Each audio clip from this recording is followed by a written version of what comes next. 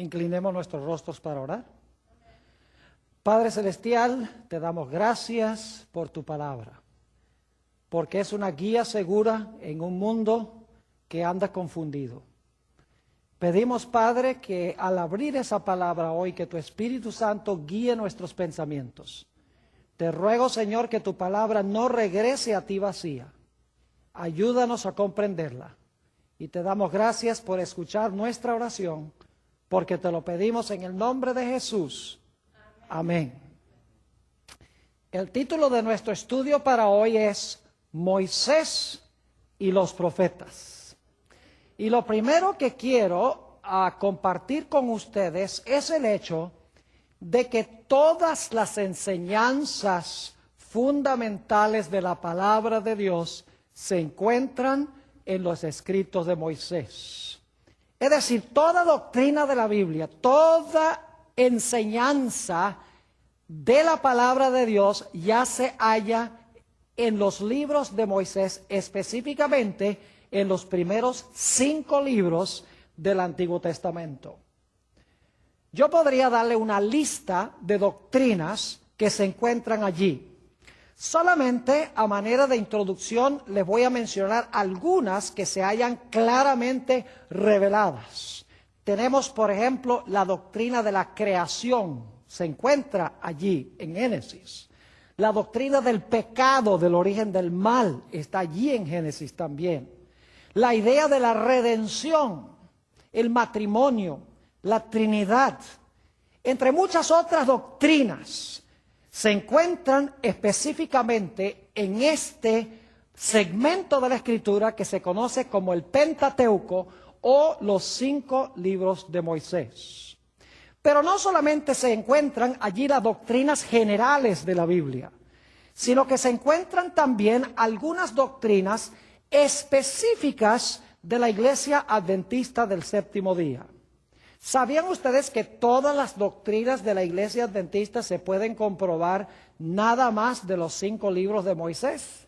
Ahora no vamos a tomar tiempo para hacer eso, pero si tuviera el tiempo les demostraría que todas nuestras creencias fundamentales y distintivas también se hallan en los 5 libros de Moisés. Permítame mencionarles algunas. El sábado se encuentra en el libro de Génesis. El estado de los muertos se encuentra en diferentes textos en estos 5 libros de Moisés. La vida saludable, la dieta que Dios dio originalmente al hombre y los secretos de la salud están en Génesis, el capítulo 1. Se encuentra también la doctrina del santuario, especialmente en el libro de Levítico encontramos una exposición detallada del santuario. Se enseña claramente la doctrina del diezmo en los libros de Moisés, especialmente en Levítico, pero también se encuentra en Génesis. El espíritu de profecía, es decir, el llamado de Dios a los profetas para presentar el mensaje de Dios, se encuentra también allí en los escritos de Moisés. Es decir, los escritos de Moisés son fundamentales en la Sagrada Escritura.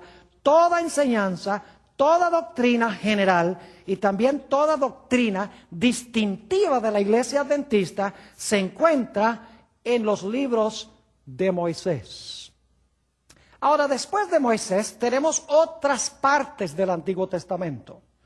Moisés escribió aproximadamente unos 1450 años antes del nacimiento de Jesús.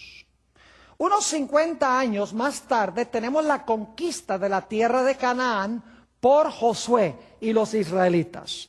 Ya Moisés para este tiempo había muerto, había escrito sus libros, pero había muerto. Lo interesante es que en el libro de Josué, que describe eventos que pasaron en el año 1400 antes de Cristo, Josué se refiere a Moisés y a sus escritos más de 58 veces en su libro. Es decir, que Josué no trajo ninguna doctrina nueva, ninguna enseñanza nueva. Lo que hizo fue tratar de implementar en el pueblo lo que había escrito y lo que había enseñado Moisés.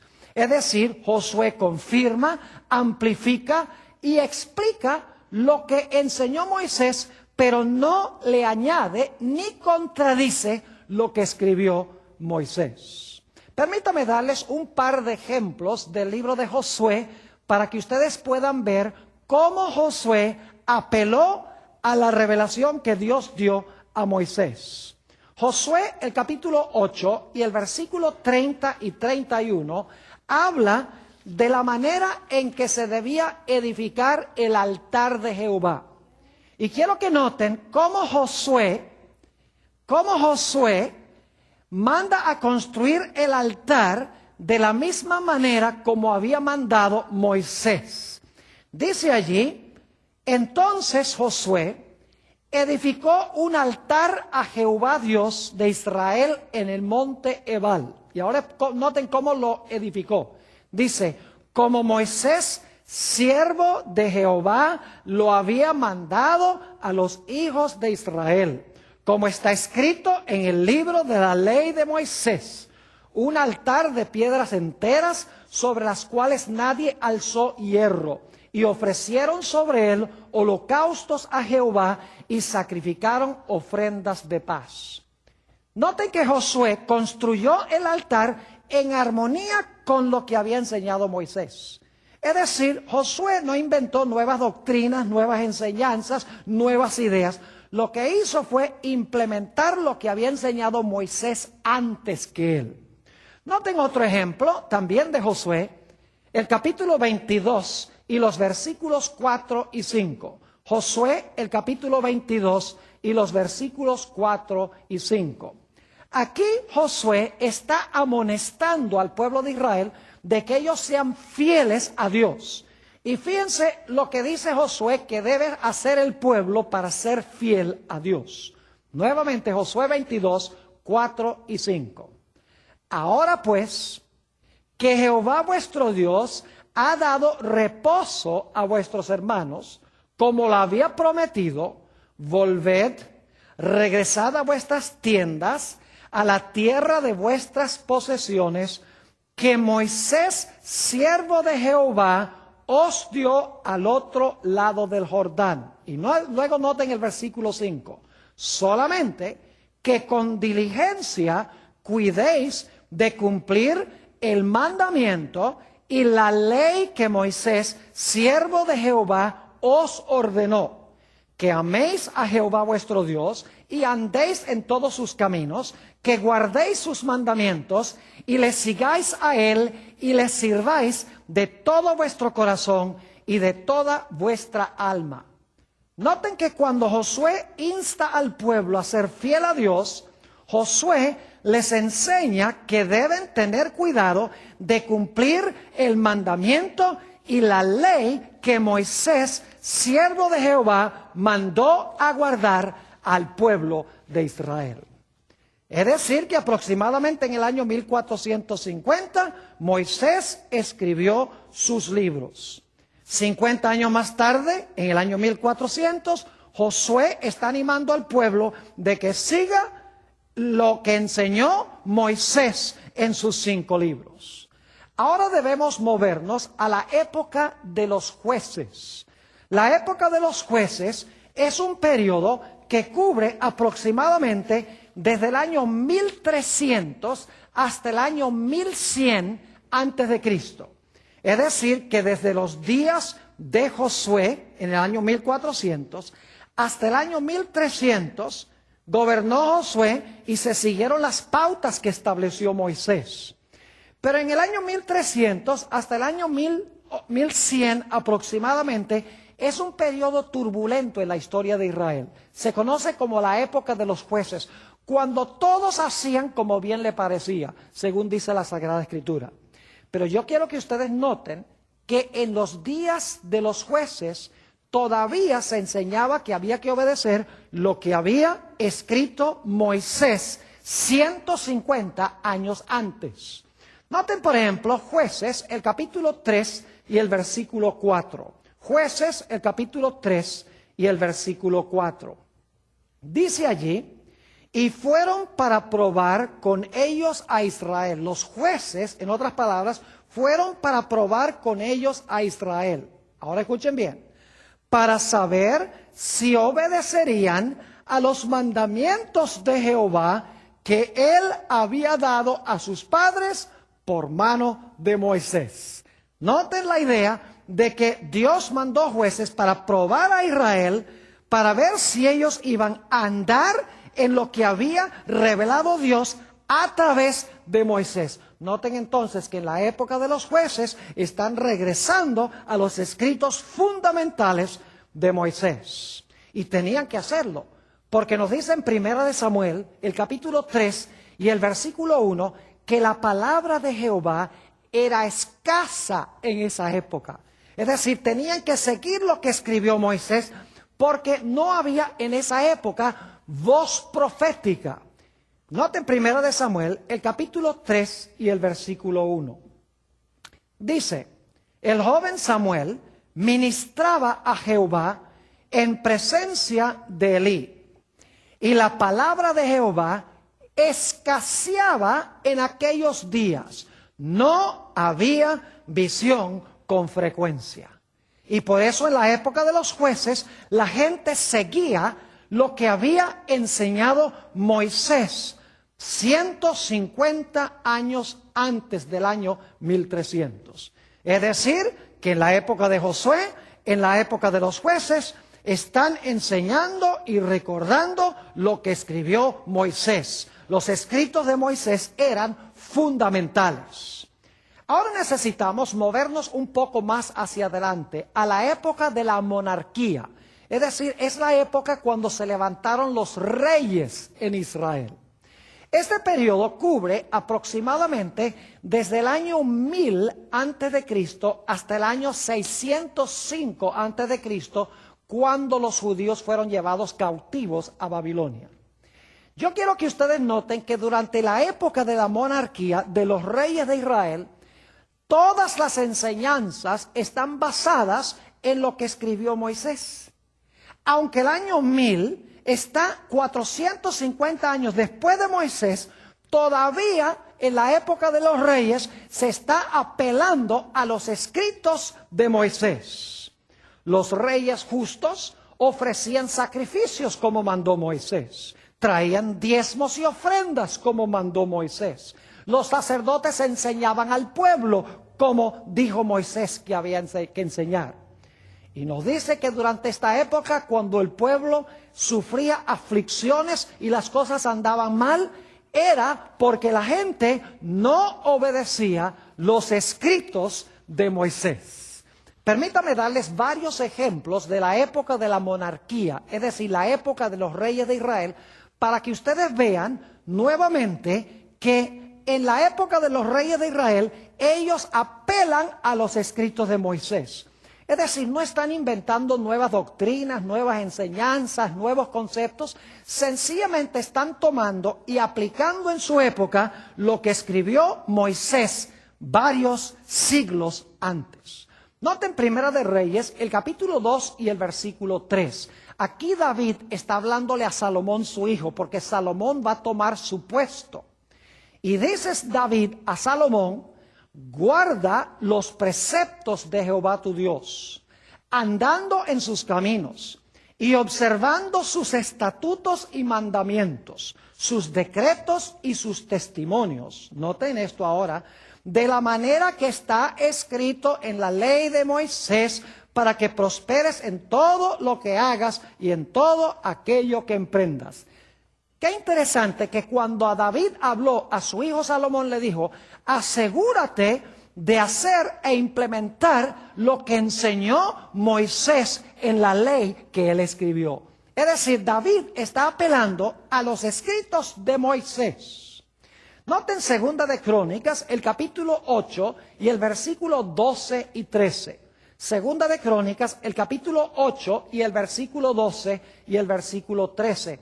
Aquí está hablando de los sacrificios que ofreció Salomón. Y fíjense que los sacrificios que ofrece Salomón los ofrece en la forma en que Dios había mandado a través de Moisés. Dice allí, Segunda de Crónicas 8, 12 y 13, lo siguiente: entonces ofreció Salomón holocaustos a Jehová sobre el altar de Jehová que él había edificado delante del pórtico, para que ofreciesen cada cosa en su día. Ahora fíjense cómo se ofrecían los sacrificios. Para que ofreciesen cada cosa en su día, conforme al mandamiento de Moisés, en los días de reposo, en las nuevas lunas y en las fiestas solemnes 3 veces en el año. Esto es, en la fiesta de los panes sin levadura, en la fiesta de las semanas y en la fiesta de los tabernáculos.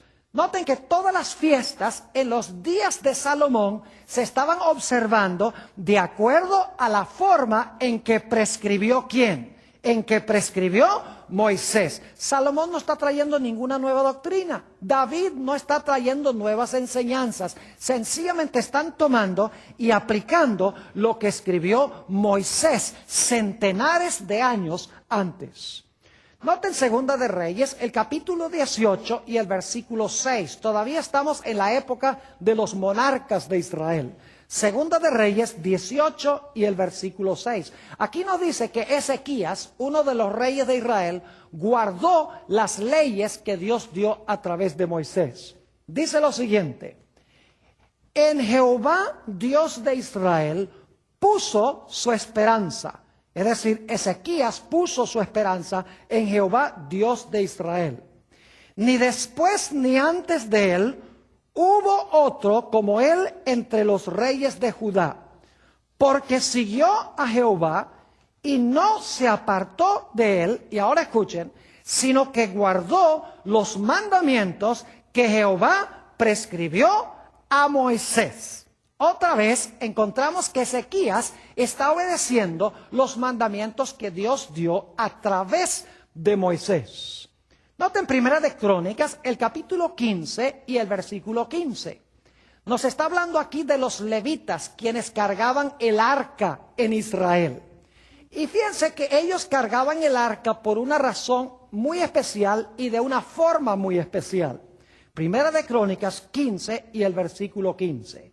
Dice: y los hijos de los levitas trajeron el arca de Dios puesta sobre sus hombros en las barras. ¿Por qué la traían sobre sus hombros en las barras? Dice, como lo había mandado ¿quién? Moisés, conforme a la palabra de Jehová. Todavía estaban cargando el arca como había mandado Dios a través de Moisés en la época de los reyes. Ahora, el pueblo de Israel fue llevado cautivo al reino de Asiria por su desobediencia. Y quiero que noten que es por su desobediencia a lo que escribió Moisés. Segunda de Reyes, el capítulo 18 y el versículo 11 y 12. Segunda de Reyes 18 y el versículo 11 y 12. Está hablando del cautiverio de Israel. Noten por qué Israel fue llevado cautivo. Dice, el rey de Asiria llevó cautivo a Israel a Asiria y los puso en Ala, en Abor, junto al río Gozán y en las ciudades de los medos.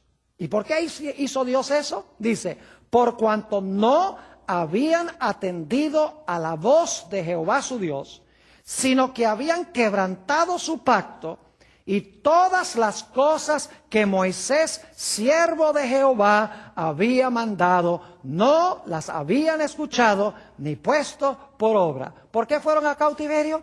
Porque rehusaron obedecer lo que Dios había dado a través del siervo de Dios, Moisés. Noten nuevamente que estos reyes no están trayendo nueva luz, no están trayendo nuevas enseñanzas, nuevas doctrinas. Sencillamente están tomando lo que fundamentalmente enseñó Moisés y lo están aplicando en su época. Noten Segunda de Crónicas, el capítulo 33 y el versículo 8. Aquí Dios explica la condición para que el pueblo pueda quedar en su tierra. Segunda de Crónicas, el capítulo 33 y el versículo 8. Aquí Dios está haciendo su promesa. Dice, yo los voy a dejar en la tierra siempre y cuando cumplan una condición. Dice, y nunca más quitaré el pie de Israel de la tierra que yo entregué a vuestros padres. Pero luego dice esto, a condición de que guarden y hagan todas las cosas que yo les he mandado, toda la ley, los estatutos y los preceptos por medio de Moisés. Dios dice, pueden quedarse en la tierra, pero tienen que obedecer lo que escribió ¿quién? Moisés. Quiero que noten algo también en cuanto al rey Josías. Esto se encuentra en Segunda de Reyes, el capítulo 23 y el versículo 25. Segunda de Reyes 23 y el versículo 25. Hablando de Josías, dice, no hubo otro rey antes de él que se convirtiese a Jehová de todo su corazón, de toda su alma y de todas sus fuerzas, conforme a toda la ley de Moisés, ni después de él nació otro igual. Noten nuevamente que Josías fue un rey que vivió en armonía con la ley de ¿quién? Con la ley de Moisés, dice aquí. Un texto más de la época de la monarquía de Israel. Segunda de Crónicas, el capítulo 17 y el versículo 9. Aquí está hablando de los sacerdotes de Israel y explicando qué era lo que enseñaban los sacerdotes. Segunda de Crónicas 17 y el versículo 9. Dice lo siguiente: y enseñaron en Judá, teniendo consigo el libro de la ley de Jehová, y recorrieron todas las ciudades de Judá enseñando al pueblo. ¿Qué era lo que enseñaban los sacerdotes? Todo lo que se encontraba en el libro de la ley de Jehová. Es decir, usaron los escritos de Moisés para enseñarle al pueblo los sacerdotes en la época de la monarquía. Así que, ¿qué hemos visto hasta ahora? Vimos que Moisés dio el material fundamental de la Sagrada Escritura. Toda doctrina de la Biblia está en los escritos de Moisés. Luego nos movimos a la época de Josué. Josué no trae nueva luz, sino que presenta lo que Dios había dado a través de Moisés y lo aplica a su época. Luego llegamos a la época de los jueces. En la época de los jueces lo mismo. Se enseña y se practica, aunque escaseaba la palabra de Dios, los escritos de Moisés. Luego en la época de la monarquía, los reyes ofrecían sacrificios, ofrecían presentes, hablaban al pueblo, enseñaban a la gente de acuerdo a las enseñanzas fundamentales que había dado Moisés. Ahora necesitamos movernos a la época de los profetas. La época de los profetas cubre parte del mismo periodo de la monarquía. Cubre los años 800 antes de Cristo aproximadamente hasta el año 425 antes de Cristo. Hay profetas que se conocen como los profetas primeros y hay otros que se conocen como los profetas postreros. Los primeros son los que primero se levantaron alrededor del año 800. Los postreros son como Malaquías y Zacarías, que escribieron al final de este periodo. Lo interesante es que los profetas no presentan nuevas doctrinas ni nuevas enseñanzas. El propósito de los profetas es traer al pueblo de Israel de regreso otra vez al material que había escrito Moisés y que el pueblo no estaba obedeciendo. Podríamos pensar de los profetas de Israel como abogados en una corte donde Dios le está pidiendo a Israel un divorcio. Porque Dios está diciendo, ustedes no han guardado la ley del matrimonio que yo di a través de Moisés. Así que yo quiero un divorcio. Y Dios manda a los abogados de Israel, a los profetas, para decirle al pueblo que si ustedes no obedecen lo que escribió Moisés, entonces va a haber un divorcio. Es decir, el propósito de los profetas no era traer nuevas doctrinas, nueva luz, nuevas enseñanzas que no existía antes, sino que el propósito era retornar al pueblo otra vez al Dios de Israel, el Dios que había enseñado Moisés. No trajeron nuevas doctrinas, nuevas enseñanzas, sino que expandieron lo que había escrito Moisés y amonestaron al pueblo a regresar a los escritos que Dios había dado a su siervo Moisés. Ahora quiero darles algunos ejemplos de los profetas para que ustedes vean que los profetas lo que hacían era decirle al pueblo: ustedes desobedecieron a Moisés y por esto han venido estas calamidades sobre el pueblo de Israel. Noten Daniel, el capítulo 9 y el versículo 11. Daniel, el capítulo 9 y el versículo 11. Primero se dice que Israel fue cautivo a Babilonia porque ignoraron los escritos de Moisés. Dice allí en Daniel 9:11, todo Israel traspasó tu ley, apartándose para no obedecer tu voz, por lo cual ha caído sobre nosotros la maldición y el juramento que está escrito en la ley de Moisés, siervo de Dios, porque contra él pecamos. ¿Qué es lo que había desobedecido el pueblo? Habían desobedecido los escritos ¿de quién? De Moisés, que Dios había dado a Moisés. Y por eso, dice Daniel, hemos sido llevados cautivos a Babilonia. Pero saben que Israel también ignoró la voz de los profetas que apuntaban a los escritos de Moisés. Noten Daniel, el capítulo 9 y el versículo 6. Daniel 9 y el versículo 6.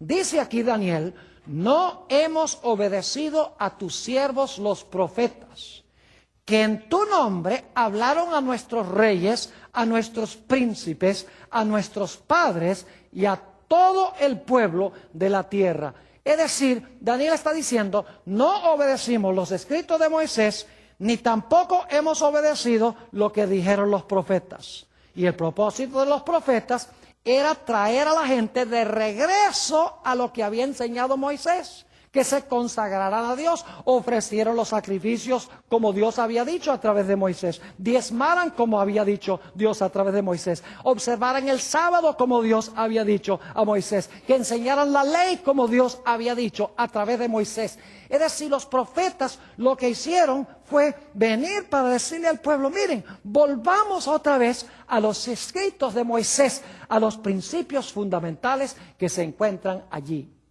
Noten Zacarías, el capítulo 7 y el versículo 12. Zacarías, el capítulo 7 y el versículo 12. Aquí está hablando de los primeros profetas, porque Zacarías es uno de los postreros profetas. Se escribió hacia el final del Antiguo Testamento. Pero Zacarías va a hablar de los primeros profetas aquí. Noten Zacarías 7 y el versículo 12. Hablando del pueblo de Israel dice: y pusieron su corazón como diamante. El diamante es duro, es decir, endurecieron su corazón. Para no, ahora escuchen bien, para no oír la ley, ni las palabras que Jehová de los ejércitos enviaba por su espíritu, por medio de los profetas primeros. Fíjense que ignoraron la ley de Jehová, que es una referencia a los escritos de Moisés, y dice que rechazaron también el mensaje que Dios envió por medio de sus profetas. Y por lo tanto dice: vino por tanto gran enojo de parte de Jehová de los ejércitos. En otras palabras, lo que estoy diciendo, queridos hermanos y amigos, es que los profetas primeros y postreros no añadieron nada sustancial a lo que enseñó Moisés. Su función era confortar al pueblo, animar al pueblo, amonestar al pueblo, confirmar lo que había enseñado Moisés, explicar, amplificar, redarguir. El propósito era que la gente retornara a lo que había enseñado Moisés. Por eso es que los profetas muy a menudo le dicen a Israel: volveos, volveos, es decir, vuelvan otra vez a Jehová. Ahora necesitamos movernos al periodo después del cautiverio en Babilonia. El periodo después del cautiverio es desde el año 539 hasta el año 425 antes de Cristo. Ya estamos llegando hacia el final del periodo del Antiguo Testamento. Y vamos a hablar por unos momentos de Esdras y Nehemías, que se levantaron después del cautiverio en Babilonia. Lo interesante es que Esdras y Nehemías, aunque se están levantando alrededor del año 450 a.C., todavía. Todo lo que hacen, lo hacen apelando a los escritos de Moisés. Permítanme mencionarles nada más algunas referencias, porque no podemos leerlas todas por la escasez del tiempo, pero les doy las referencias. En Esdras, el capítulo 3 y el versículo 2, dice que después del cautiverio, el pueblo edificó un altar con las especificaciones que había dado Moisés. En Esdras 6 y el versículo 18, dice que los sacerdotes y los levitas se organizaron después del cautiverio como Dios había mandado a través de Moisés. En Esdras 9 y el versículo 11 se prohibieron matrimonios mixtos entre los israelitas y los paganos. Y dice, porque debían obedecer lo que Dios había mandado a través de los escritos de Moisés.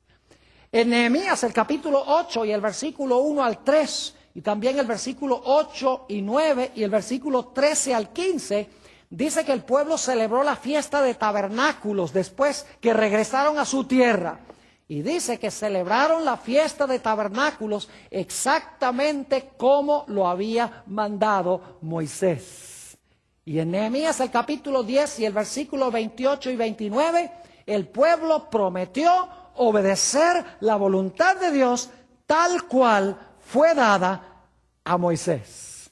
Es decir, a través de todo el Antiguo Testamento, mis hermanos y hermanas, los que están viendo por televisión, la gente está apelando a los escritos de Moisés como fundamentales. Nadie le está añadiendo nada a los escritos de Moisés. Sencillamente están ampliando, están explicando, están corrigiendo al pueblo por desviarse de los escritos de Moisés. Pero todas las doctrinas claves están en los escritos de Moisés. Permítanme leerles una última cita del Antiguo Testamento antes de ir al Nuevo.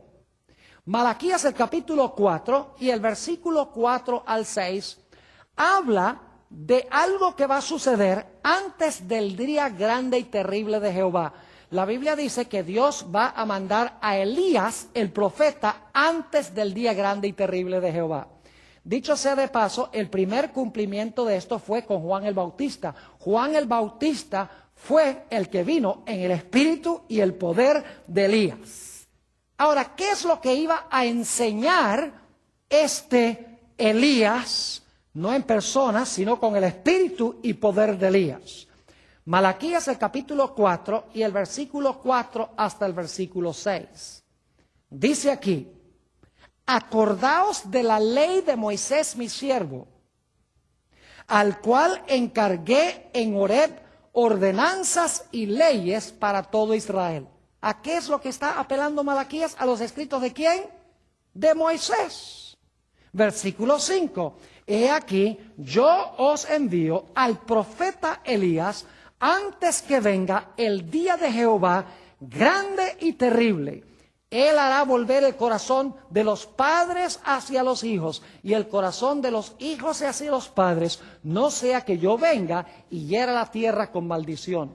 Fíjense que dice aquí que cuando se iba a levantar este Elías final, que se debía nuevamente atraer atención a los escritos de ¿quién? A los escritos de Moisés. Nos hemos movido a través de todo el Antiguo Testamento. Tenemos a Moisés, quien es fundamental. Todas las doctrinas de la iglesia, tanto generales como distintivas, están en los escritos de Moisés. Luego Josué apela a Moisés, los jueces apelan a Moisés, los reyes apelan a Moisés, los profetas primeros y los profetas postreros apelan a Moisés, Esdras y Nehemías apelan a Moisés. Y dice que cuando se levantara este Elías para preparar el camino para el Mesías, él también iba a traer a colación a Moisés. Es decir, que todo lo que vino después de Moisés tenía única y exclusivamente el propósito de ampliar y explicar lo que escribió Moisés, aplicarlo a su época y corregir a los que no vivían en armonía con lo que escribió Moisés. ¿Está claro este punto? Ahora necesitamos ir al Nuevo Testamento.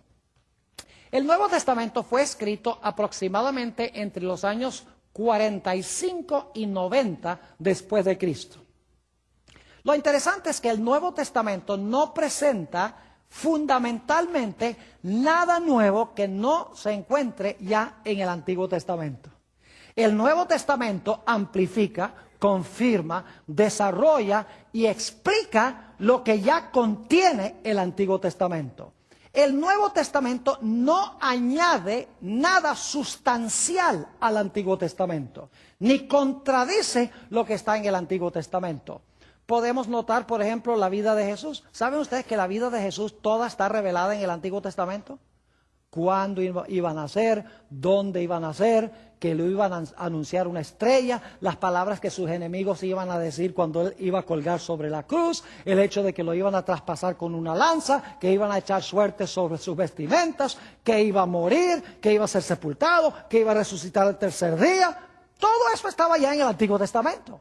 Lo único que hace el Nuevo Testamento es ampliar y explicar y decir, mire, este es el que cumplió todas estas profecías que están en los escritos de Moisés y en los escritos de los profetas.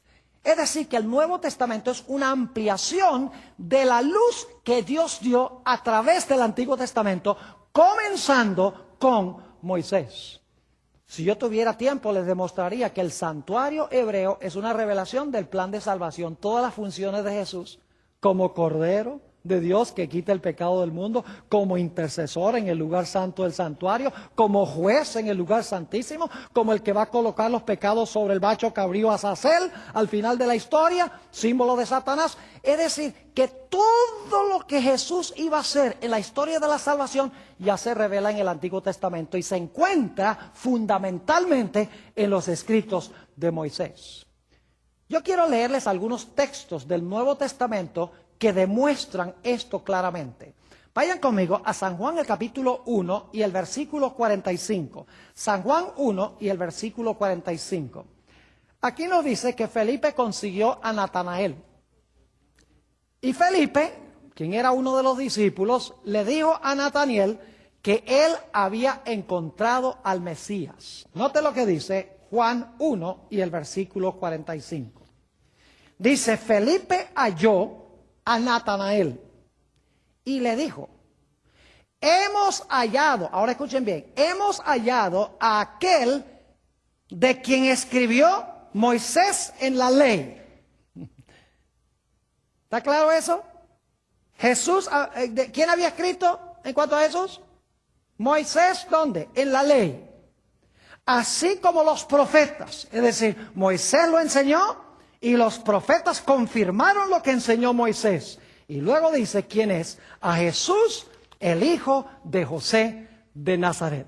Es decir, Moisés y los profetas hablaron de este y dice Felipe, aquí está, ya lo conseguimos. No está trayendo nueva luz, ni nuevas doctrinas, ni nuevas enseñanzas. Está sencillamente confirmando lo que ya estaba en los escritos de Moisés y fue confirmado por los profetas.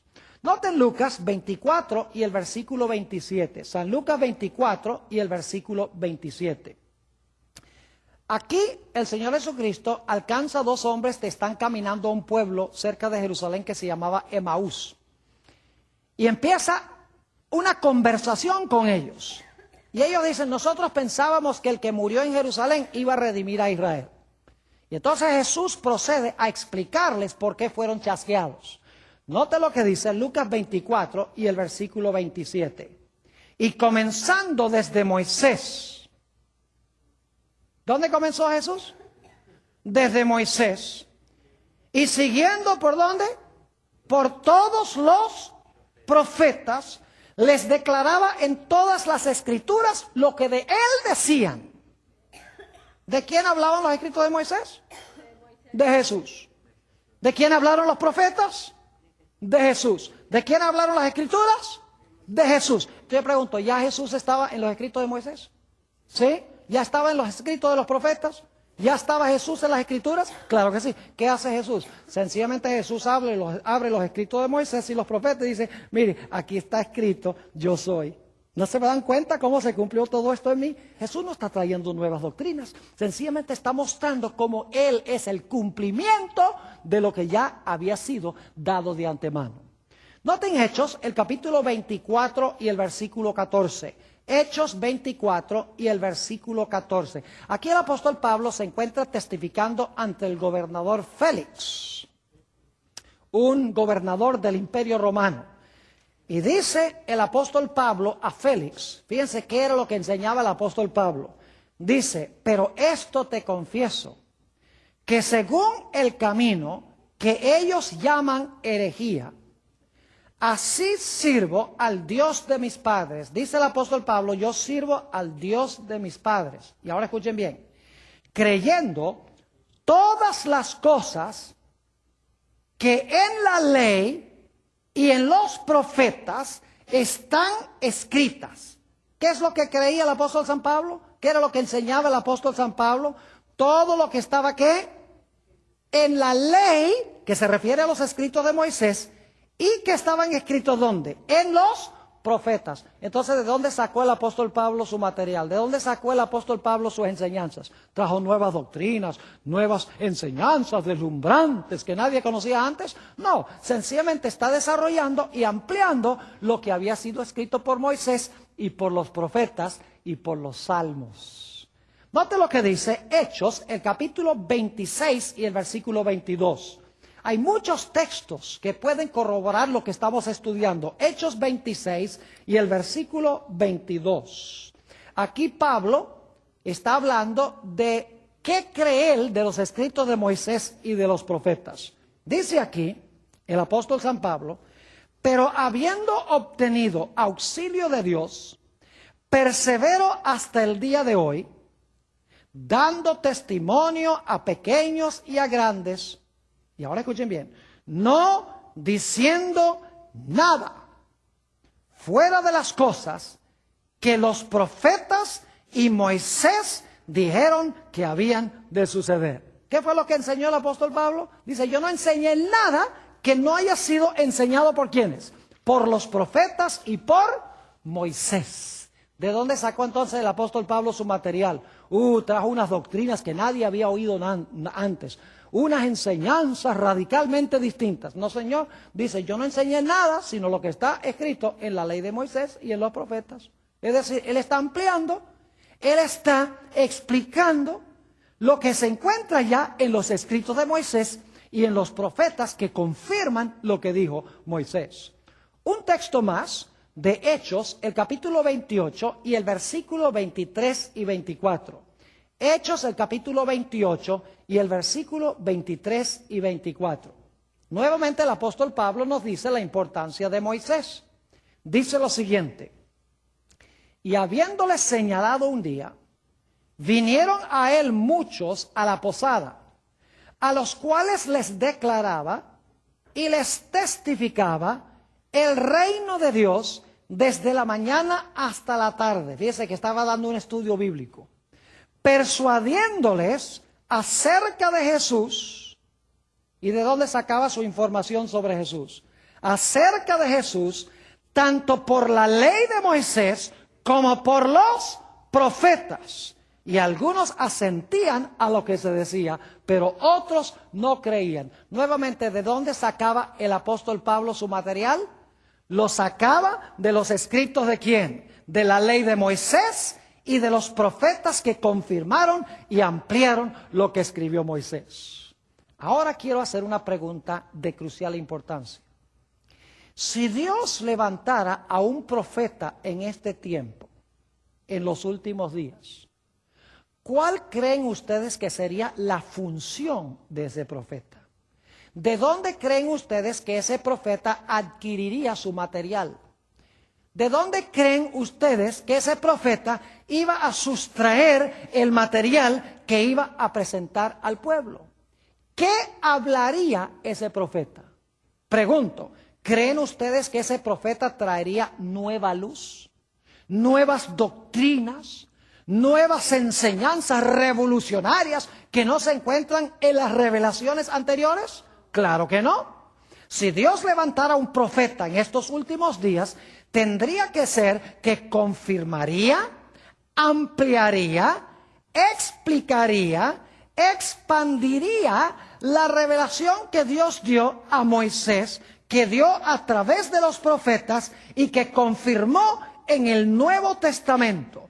Es decir, si Dios levantara un profeta moderno, el profeta moderno no traería nueva luz, sino que ampliaría y explicaría la antigua luz y corregiría a aquellas personas que se desvían de la luz que Dios ha dado. Yo quiero decirles que hay un profeta que Dios ha levantado en estos últimos días. En realidad es una profetisa. Hemos hablado de ella en temas anteriores. Era una mujer llamada Elena G. de White. ¿Saben ustedes que Elena White nunca profesó traer nuevas doctrinas? Nunca trajo ideas que no se encuentran ya en la revelación anterior. Es más, permítanme leerles una cita de esta autora que se encuentra en un capítulo muy importante en Joyas de los Testimonios, tomo 2, y el título del capítulo es La naturaleza y la influencia de los testimonios. Dice lo siguiente, escuchen bien: la palabra de Dios basta para iluminar la mente más oscurecida. ¿Qué es lo que se necesita para iluminar las mentes oscurecidas? Los escritos de la hermana White, ¿verdad? No. Dice, la palabra de Dios basta para iluminar la mente más oscurecida. Y puede ser entendida por los que tienen deseos de comprenderla. Pero no obstante todo esto, no obstante que la palabra de Dios es suficiente para iluminar a toda la gente, no obstante todo esto, algunos que profesan estudiar la palabra de Dios, algunos que dicen yo estudio la palabra de Dios, se encuentran en oposición directa a sus más claras enseñanzas. Es decir, yo sigo la palabra, pero en su vida contradicen lo que enseña la palabra. Sigue diciendo ella. Entonces, para dejar a los hombres y a las mujeres sin excusa, Dios da testimonios claros y señalados. Se está refiriendo a sus escritos. Dios da testimonios claros y señalados a fin de hacernos volver a la palabra que no han seguido. ¿Captaron eso? ¿Cuál es el propósito de los testimonios que Dios da a través de Elena White? Para traer a la gente, dice, para volver a la palabra que no han seguido. Sigue diciendo, la palabra de Dios abunda en principios generales para la formación de hábitos correctos de la vida. Es decir, la palabra de Dios tiene principios generales, no siempre específicos. Dice ella, para la formación de hábitos correctos de vida. Y los testimonios, los escritos de ella, generales y personales, han sido calculados para atraer su atención más especialmente a estos principios. Es decir, nuevamente el propósito es traer la mente de la gente de regreso ¿a dónde? A los principios de las Escrituras. Les doy un ejemplo. Hace algunos años estaba en la ciudad de Albuquerque, Nuevo México, y estaba manejando, escuchando una emisora cristiana de radio. Había un hombre que estaba contestando las preguntas que hacía la gente por teléfono. Y un individuo llama y dice, mire señor, yo tengo dos preguntas que por favor quiero saber si me puede contestar. Una de ellas ¿es pecado fumar? Y la segunda pregunta es, ¿me va a mandar Dios al infierno por fumar? Y dice, bueno, yo voy a colgar para escuchar qué respuestas me va a dar a mis preguntas. Me quedé aterrado de escuchar al cristiano que estaba contestando las preguntas. Porque dice, en cuanto a su primera pregunta, de si es pecado fumar, le puedo decir que no, porque en ninguna parte de la Biblia dice no fumarás. Y de verdad que en ninguna parte de la Biblia dice no fumarás. Pero yo pregunto, ¿hay principios en la Biblia que prohíben fumar? Claro que sí. La Biblia dice no matarás. Yo pregunto, ¿el cigarrillo mata? Sí, mata despacio, pero mata igual. El mandamiento no dice no matarás rapidito. El mandamiento dice no matarás despacio o rápido.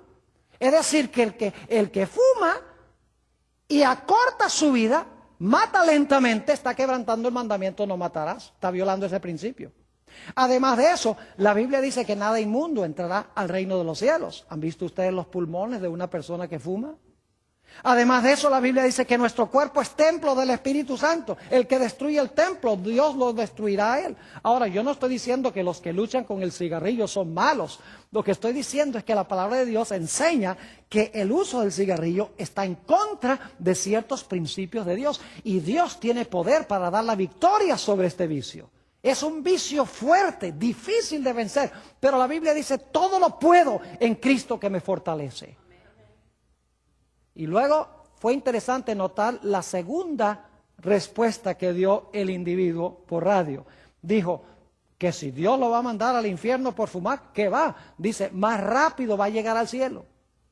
Lo que quería decir era que como fumaba se iba a morir más rápido, y como él creía que cuando una persona se muere se va directamente al cielo, se va más rápido.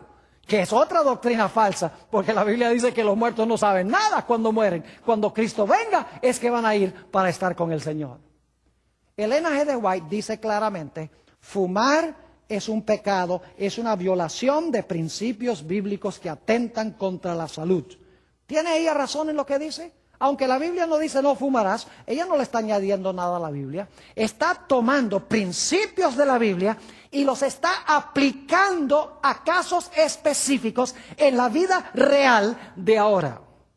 Quiero leerles una cita que encontramos en el libro Palabras de Vida del Gran Maestro, en el capítulo que se titula ¿Dónde hallar la verdad? Aquí la autora habla de la relación entre la nueva luz y la vieja luz. Dice lo siguiente, en cada época hay un nuevo desarrollo de la verdad. ¿Se dieron cuenta? En cada época hay un nuevo desarrollo de la verdad.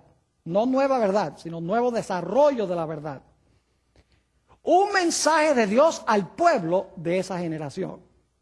Las viejas verdades son todas esenciales.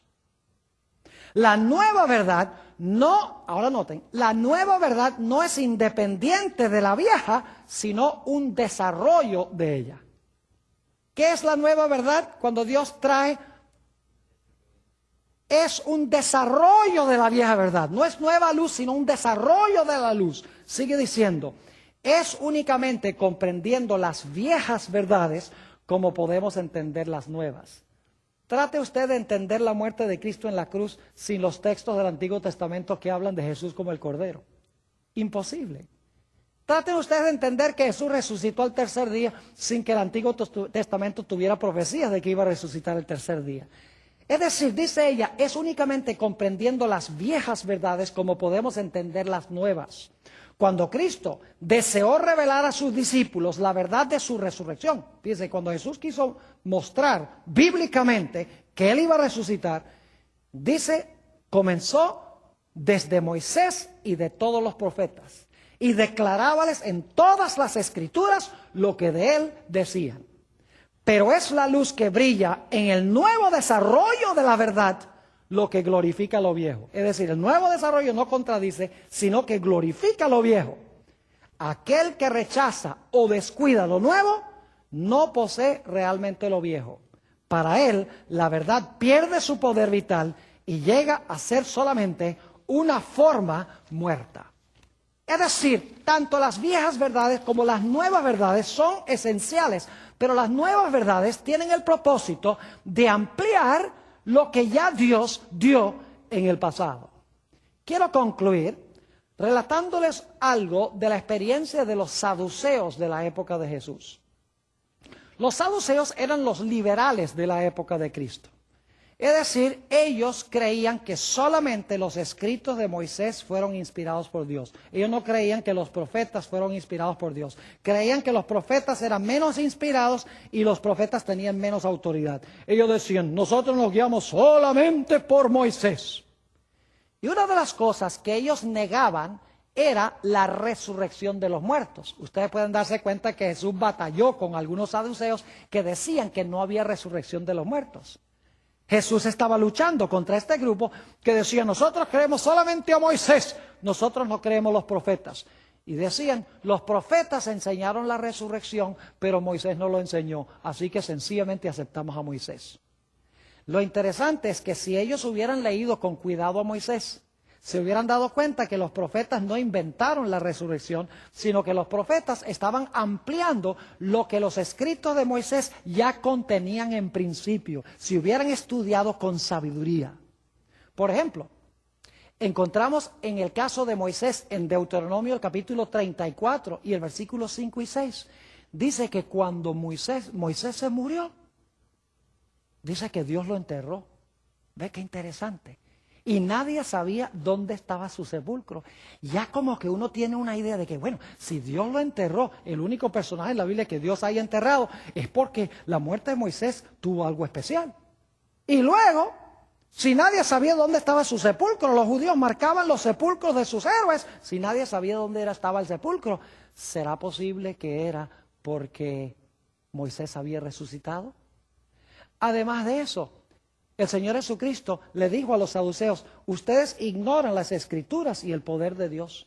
Porque Dios, la Biblia dice que Dios es el Dios de Abraham, Isaac y Jacob. Y Dios no es un Dios de muertos, sino ¿de qué? Sino de vivos. Es decir, si Dios es el Dios de Abraham, Isaac y Moisés, ellos están muertos. Pero si Él es el Dios de ellos entonces significa que algún día van a ¿qué? Van a resucitar para que Él pueda ser su Dios. Es decir, en la declaración, cuando se dijo que Dios era el Dios de Abraham, Isaac y Moisés, ya ellos estaban muertos. Y sin embargo, si Dios era el Dios de ellos, es porque algún día ellos tenían que vivir, porque Dios no iba a ser el Dios de gente muerta, sino de gente viva. Eso demuestra en el Antiguo Testamento que la resurrección ya se contenía en los escritos de Moisés en Éxodo, el capítulo 3. Así que Dios ha levantado una voz profética hoy en el espíritu de profecía en los escritos de Ellen White. No para proporcionar nueva luz, sino para ampliar lo que escribió Moisés, lo que escribieron los profetas, lo que escribieron los autores del Nuevo Testamento. Es decir, para tomar la vieja luz, ampliarla, explicarla, corregir a los que hierran de esa luz, de tal manera que podamos en toda su gloria entender y seguir lo que Dios está enseñando a través de la palabra escrita. Gracias a Dios por este precioso don.